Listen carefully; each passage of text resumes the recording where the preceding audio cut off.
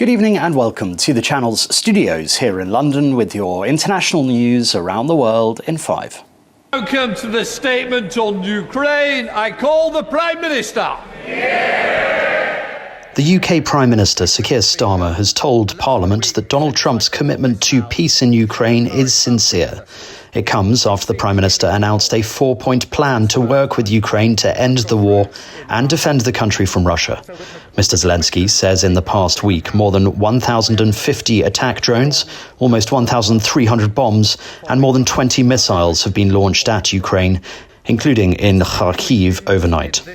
They are and always will be indispensable. And we will never choose between either side of the Atlantic.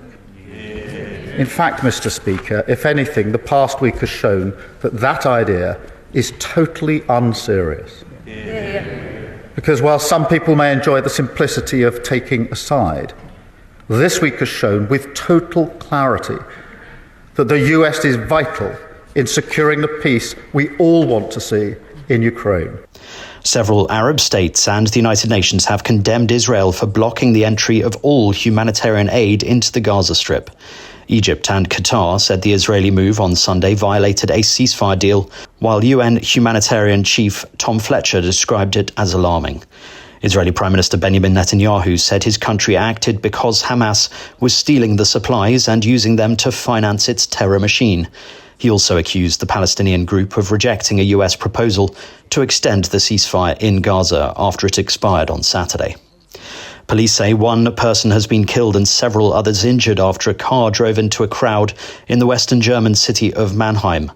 A suspect has been arrested and there is no evidence that anyone else is involved.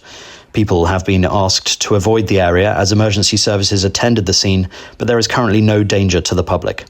Police have not specified whether the incident was deliberate or an accident, but Germany has experienced several similar attacks in the past year. The US Commerce Secretary has said US tariffs against Canada and Mexico are set to come into effect on Tuesday, but their level will be decided by Donald Trump.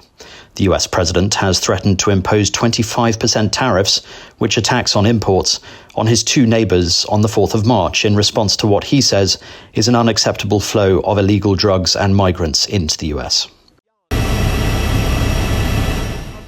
Japan has deployed more than 2,000 firefighters to battle the country's biggest forest fire in 3 decades.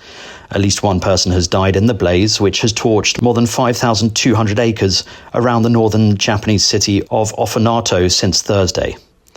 Although January to March is typically Ofinato's driest season, the area saw less rainfall last month than any February in more than 20 years, recording just 2.5 millimetres compared to the usual average of 41.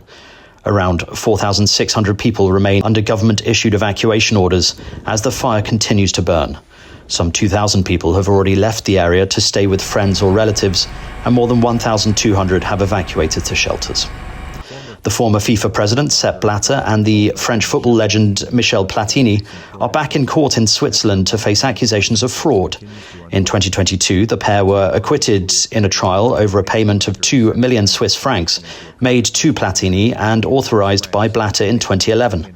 Both men denied wrongdoing and said the transfer was belated payment for FIFA advisory work by Platini, who formerly led European football's governing body UEFA.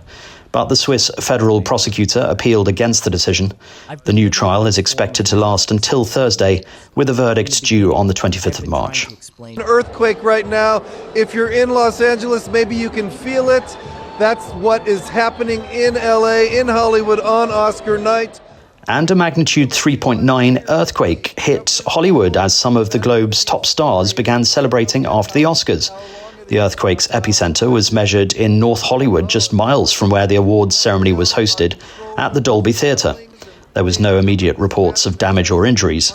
The quake struck shortly after 10 p.m. local time as celebrities were gathering at the popular Vanity Fair after-party. The US Geological Survey, which tracks such events, said the earthquake was felt miles across Los Angeles. It was felt right here, the lights in this studio rattling back and forth.